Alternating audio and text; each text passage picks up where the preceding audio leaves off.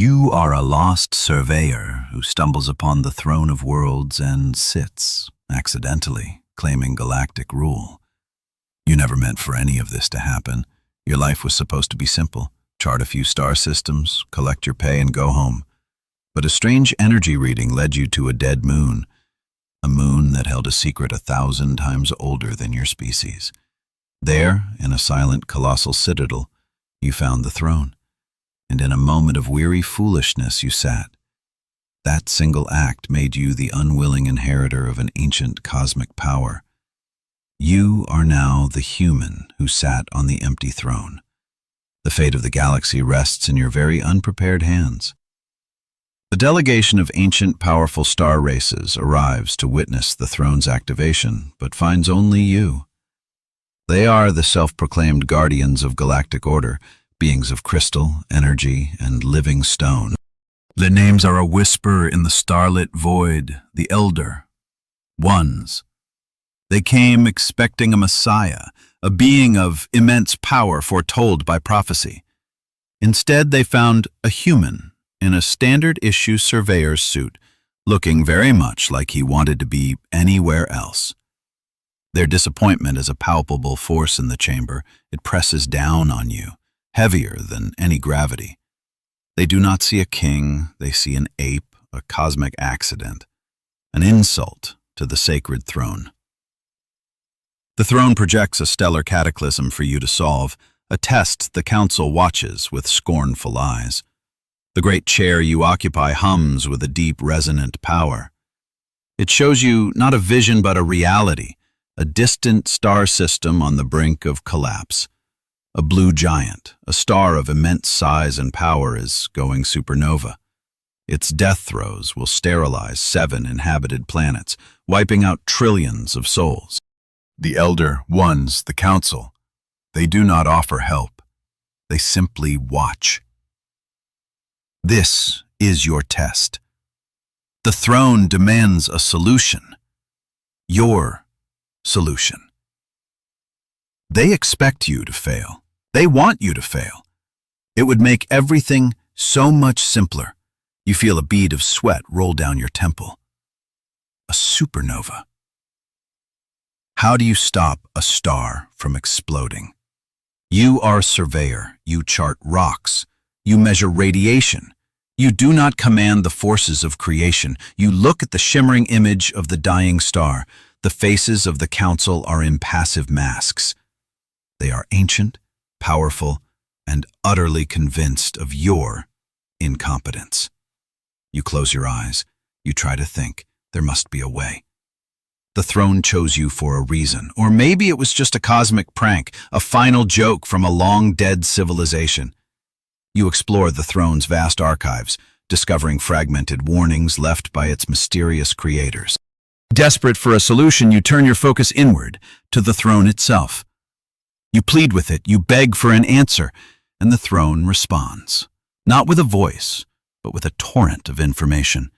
Data streams into your mind, star charts, equations, historical records, a library of knowledge from a civilization so advanced they built this very throne. They were called the architects, and as you sift through their memories, you find warnings, fragmented messages, desperate pleas left before they vanished. They speak of a great enemy, a shadow that consumes minds, a threat from beyond the veil of reality. The Cathar Challenge.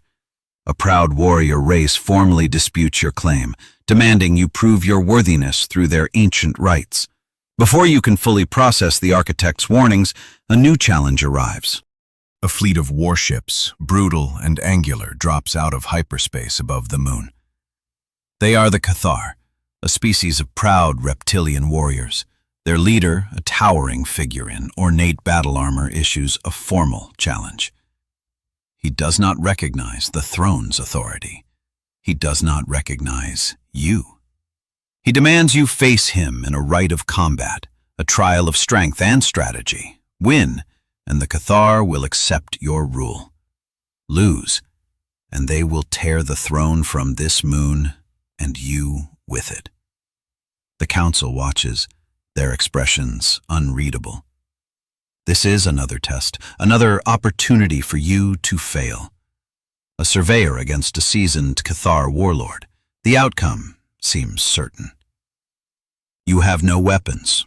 You have no combat training. All you have is the throne and the fragmented knowledge of its creators.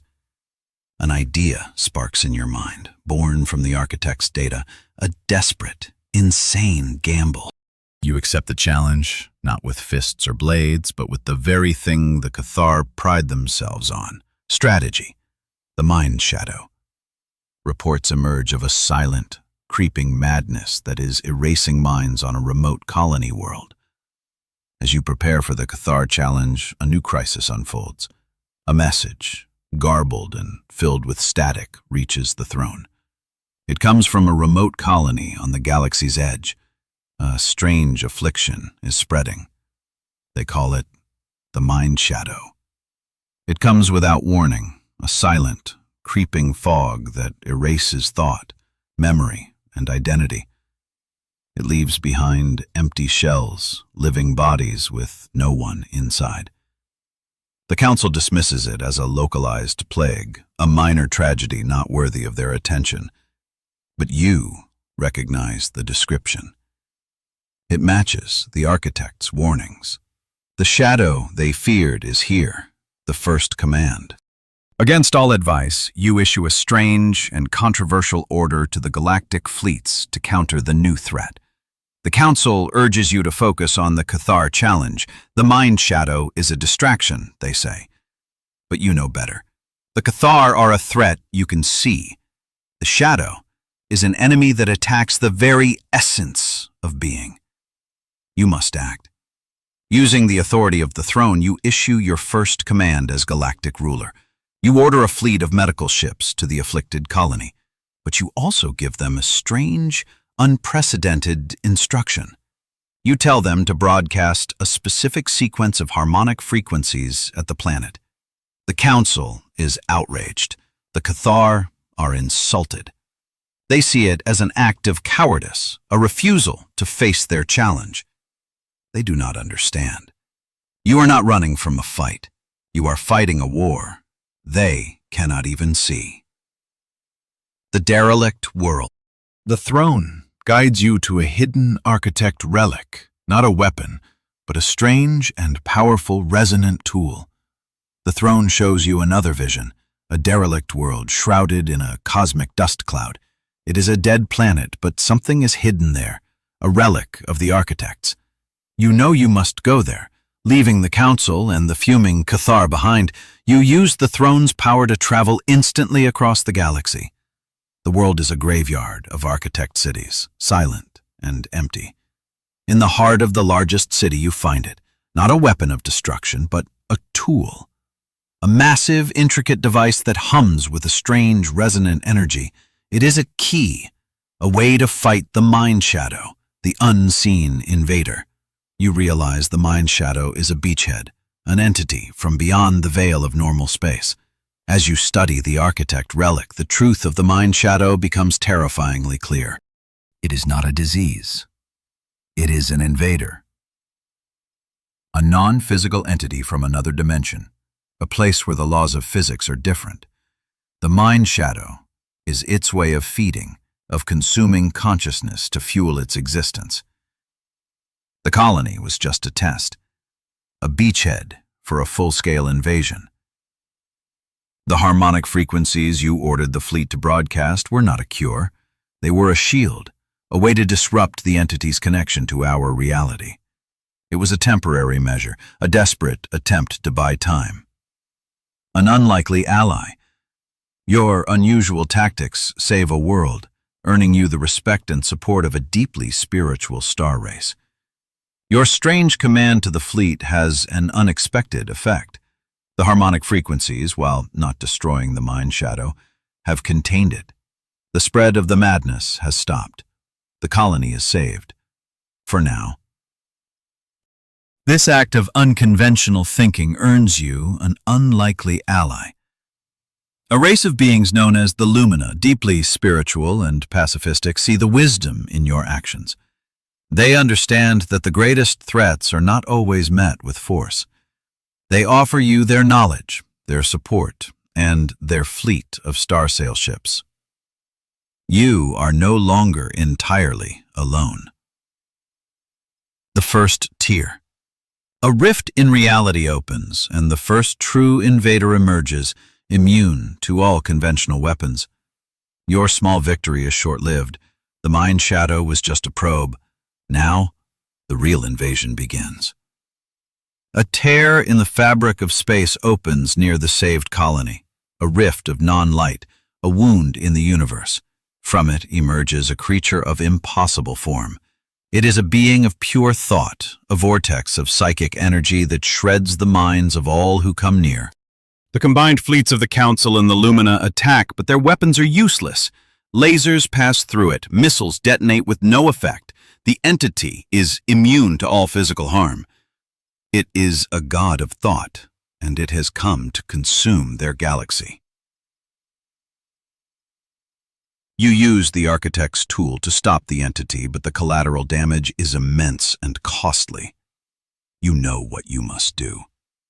From the derelict Architect world, you activate the resonant tool. You pour all your will, all your focus into it. The tool emits a wave of pure, resonant energy that travels across the galaxy in an instant. It strikes the invading entity, not its physical form, but its connection to your reality.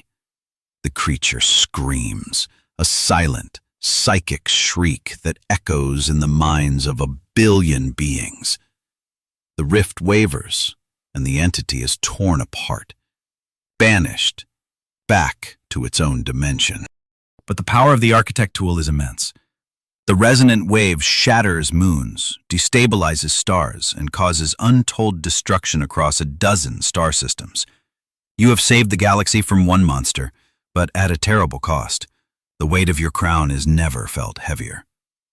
The Architect's Gambit. You finally unlock the throne's core secret, a final message revealing the true purpose behind their disappearance.